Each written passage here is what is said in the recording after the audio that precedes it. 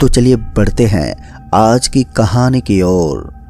दोस्तों, कभी ना कभी हमारे जीवन में एक ऐसा वाक्य घट ही जाता है जिस पर यकीन कर पाना बहुत ही मुश्किल होता है। कहते हैं कि भूत प्रेत आत्मा ये सब पहले के जमाने में दिखा करते थे। आज के विज्ञान के नजरिए से भूत प्रेत की कहानी को नकार दिया जाता है।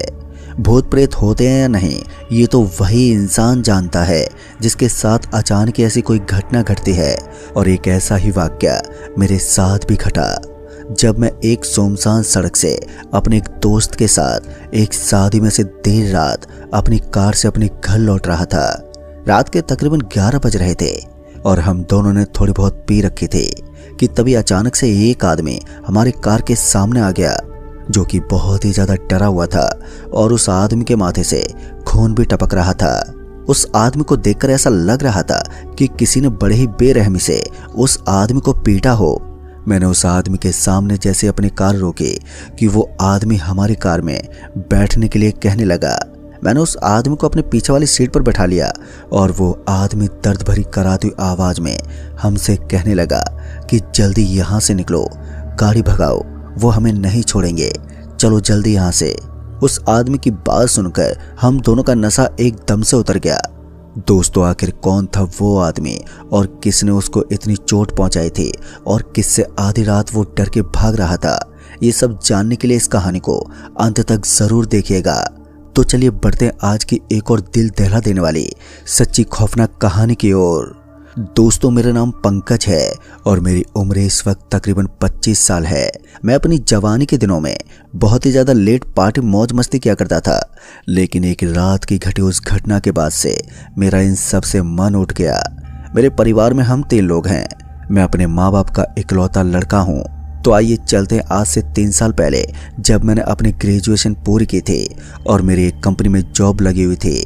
इसी खुशी में मैं उस दौरान काफ़ी एंजॉय कर रहा था और अक्सर मैं उन दोनों लेट नाइट पार्टी पर जाया करता था। एक दिन मुझे अपने दोस्त के घर शादी में जाने का निमंत्रण मिला। मेरे एक दोस्त की बड़ी बहन की शादी थी, इस वजह से मुझे उस शादी में जाने का इन्विटेशन मिला था। नवंबर का ठंड का महीना था और लगभग 2 दिन ही अब मेरे दोस्त की दीदी की शादी के शेष बचे थे और मैं अब अपने एक दोस्त विनय को लेकर विकास के घर निकल ही रहा था कि मेरी माँ ने मुझे टोकते हुए कहा, बेटा आज कहीं मत जाओ, ना जाने क्यों मेरा आज जी घबरा रहा है। मैंने अपनी माँ से थोड़ी धीमी आवाज में कहा, अरे माँ आप चिंता मत करो, मैं अकेले थोड़ी जा रहा हूँ। और इतना कहकर मैं विनय को लेकर विकास के घर की ओर निकल पड़ा, जो कि मुझसे लगभग 2 घंटे की दूरी पर रहता था। दोपहर के तकरीबन 11 बजे तक हम दोनों विकास के घर पहुंचे और 2 दिन बाद ही उसकी बड़ी बहन की शादी भी थी। कामकाज करते हुए पूरा दिन निकल गया और शाम के तकरीबन 7 बजे हम तीनों खाली हुए और विकास हमें घुमाने एक बगीचे की ओर ले गया और हम आपस में बातें करते हुए घर से काफ़ी आगे तक निकल आए थे। बातों ही बातों में हमारे बीच भूत प्रेतों की बातें भी होनी शुरू हो गई थी और मेरा दोस्त विकास अपने इलाके की भूतिया घटनाओं के बारे में हमसे बताते हुए कहने लगा कि हम जिस बगीचे की तरफ घूमने आए हैं, इस इलाके में अक्सर हत्याएं होती रहती हैं और रात होते ही कोई इस तरफ गलती से भी नहीं आता, क्योंकि कुछ लोगों का ये दावा है कि इस एरिया में अजीब तरह की आवाजें सुनाई देती हैं। तो कभी कोई औरत सफेद साड़ी में दिखाई पड़ती है। आगे एक नदी का बांध है जहां अक्सर किसी न किसी की तैरती हुई लाश दिखाई पड़ती है।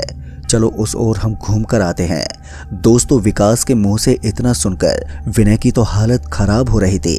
दरअसल विनय भूत प्रेत के किस्सों कहानियों पर कुछ ज्यादा यकीन नहीं करता था और ये बात मुझे और विकास हम दोनों को अच्छी तरह मालूम थी। मुझे लगा कि विकास विनय को डराने के लिए ये सभी बातें कह रहा था और अभी हम उस बांध की ओर आगे बढ़ ही रहे थे कि विनय थोड़ी डरी आवाज में हमसे कहने लगा कि घर चलते हैं, काफी अंधेरा भी हो गया है और विकास बता ही रहा है कि ये इतना खतरनाक इलाका है, तो यहाँ पर रुकने का क्या फायदा। अब विनय की बात सुनकर हमारी भी हंसी छूट गई और हंसते हुए हम उसी नदी की बांध की ओर बढ़ते हुए हमने विनय से कहा, अरे देख चलना है तो चल, वरना तू अकेला चला जा। और फिर हमारे इतना कहने पर विनय साथ चलने को तैयार हो गया। अभी हम कुछ दूर आगे ही बढ़े थे कि एकदम से विनय चीख पड़ा और हम दोनों एकदम से विनय की ओर पलटे तो विनय उसी बगीचे के अंधेरे में इशारा कर रहा था कि वहां कोई औरत खड़ी है। लेकिन दोस्तों ताज्जुब की बात तो ये थी कि ना तो वो औरत मुझे दिखाई पड़ रही थी और न ही विकास को। मैंने एक पल को सोचा कहीं विकास इस बगीचे के बारे में सच तो नहीं बोल रहा था। विनय की डर से हालत पतली पड़ रही थी और इसी वजह से हम तुरंत ही अपने घर की ओर लौट आए। रात का डिनर करके मैं और विनय हम दोनों एक ही कमरे में सोने चले गए और विकास अपने कमरे में सोने चला गया। बिस्तर पर लेटते कब मेरी आंख लग गई मुझे तो पता ही नहीं चला। आधी रात को मैं टॉयलेट करने के लिए उठा कि तभी मैंने देखा कि विनय बिस्तर पर मौजूद नहीं था। मैं थोड़ा नींद में उबासियां लेते हुए टॉयलेट करने चला गया और मुझे लगा कि शायद विनय भी हल्का होने कहीं पर गया होगा। और जब मैं अपने कमरे में लौटा तो लाइट बुझी हुई थी।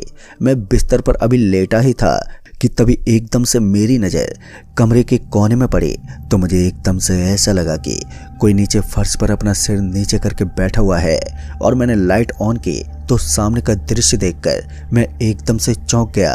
दरअसल मैंने देखा कि विनय बड़ी अजीब तरह से अपना सिर नीचे करके भूतों के जैसे बैठा हुआ था।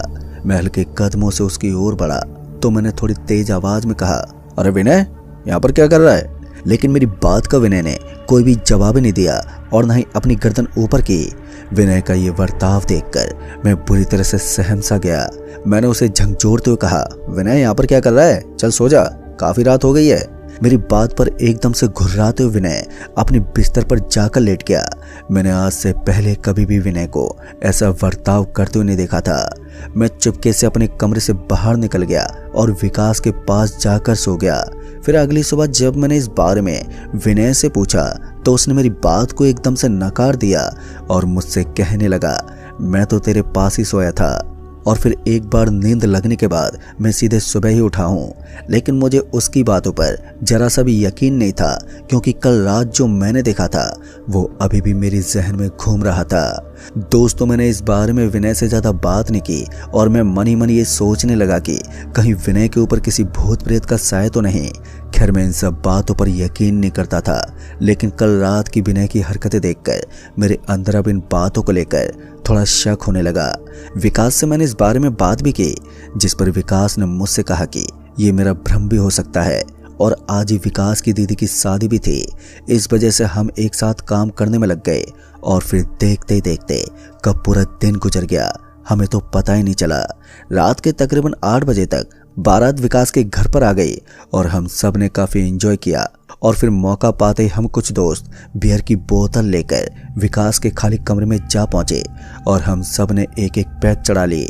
चारों तरफ खुशी का माहौल था और हम सब बहुत ही एंजॉय कर रहे थे कि तभी अचानक मेरे फ़ोन की रिंग बजी और जब मैंने फ़ोन उठाया तो मेरी माँ की सामने से रोने की आवाज़ आ रही थी।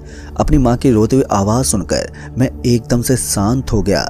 मेरी माँ ने मुझे रोते हुए घबराई हुई आवाज़ में कहा, पंकज तेरे पापा अचानक अपने बिस्तर से नीचे गिर गए हैं, उनकी आंखें भी नहीं खुल रही हैं, वो कुछ बोल भी नहीं रहे हैं। और इतना कहकर मेरी माँ फूट फूट कर रोने लगी और फ़ोन कट गया।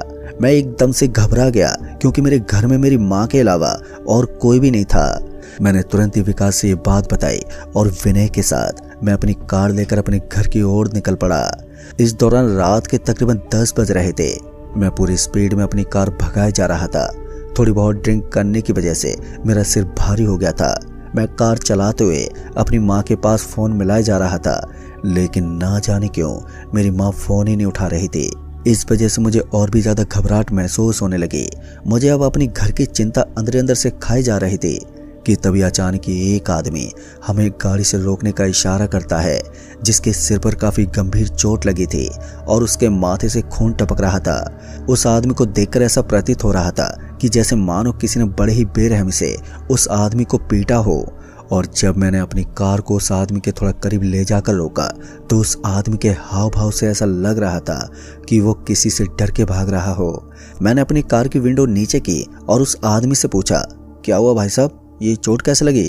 कहीं आपका एक्सीडेंट तो नहीं हुआ है?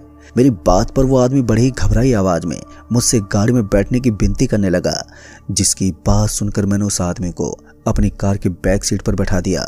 कार में बैठते वो आदमी काफ़ी डरी कांपती आवाज़ में मुझसे कहने लगा कि जल्दी से गाड़ी भगाओ। दोस्तों उस आदमी की बात सुनकर मैंने गाड़ी की स्पीड थोड़ी बढ़ा दी और गाड़ी चलाते हुए मैंने उस आदमी से पूछा, कौन हमें नहीं छोड़ेगी? और ये चोट आपको कैसे लगी? मेरे सवाल का उस आदमी ने कोई भी जवाब नहीं दिया और चलती गाड़ी से वो चारों तरफ देखे जा रहा था। उस आदमी का शरीर डर के मारे कपकपा रहा था। विनय और मैं, हम दोनों भी उस आदमी के इस बर्ताव से पूरी तरह घबरा गए।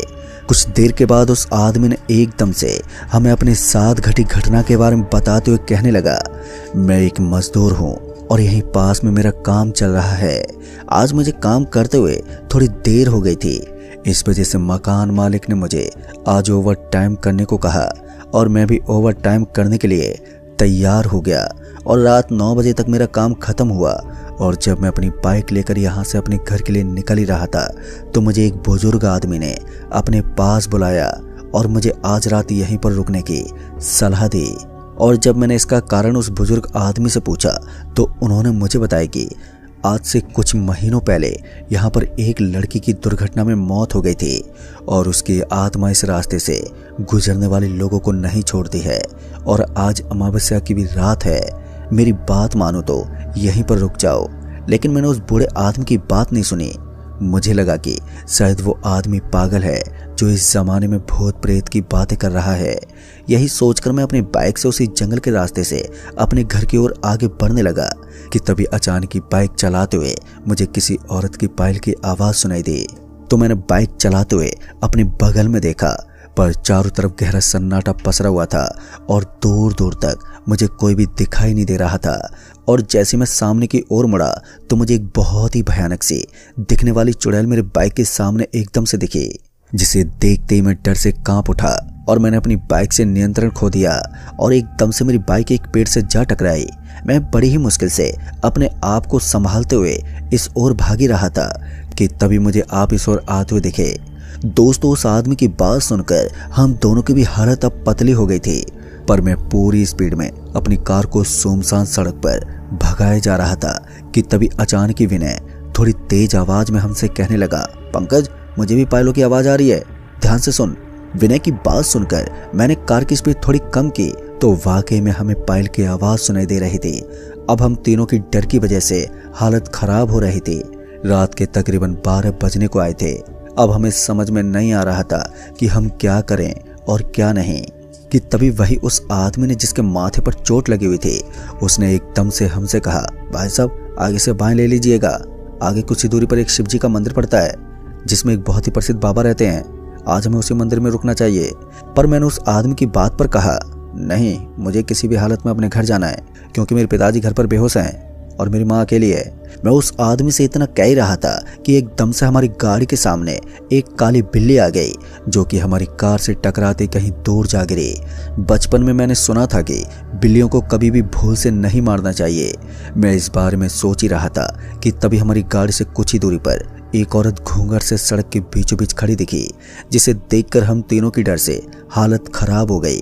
मैंने मौके पर ही गाड़ी को बाएं तरफ मोड़ दिया जिस ओर वो मंदिर मौजूद था और उस औरत को देखकर हम तीनों की हवाइयां उड़ गई थी। मैं पूरी स्पीड में उसी मंदिर की ओर गाड़ी को भगाने लगा कि तभी अचानक हमारी गाड़ी के सामने वो चुड़ैल आ गई। मैंने डर के कारण घबराकर गाड़ी का ब्रेक लगा दिया और गाड़ी की स्पीड काफी ज्यादा होने की वजह से हमारी गाड़ी घसीटते हुए एक पेड़ से जा टकराई और कार की बोनट से धुआं निकलने लगा।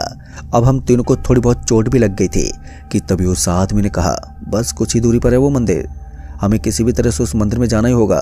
फिर हम तीनों अपनी कार से बाहर निकले और लड़खड़ाते उसी मंदिर की ओर भागने लगे कि तभी हमें एक बार फिर उसी पायल की आवाज सुनाई दी जो कि हमें कार में सुनाई दी थी।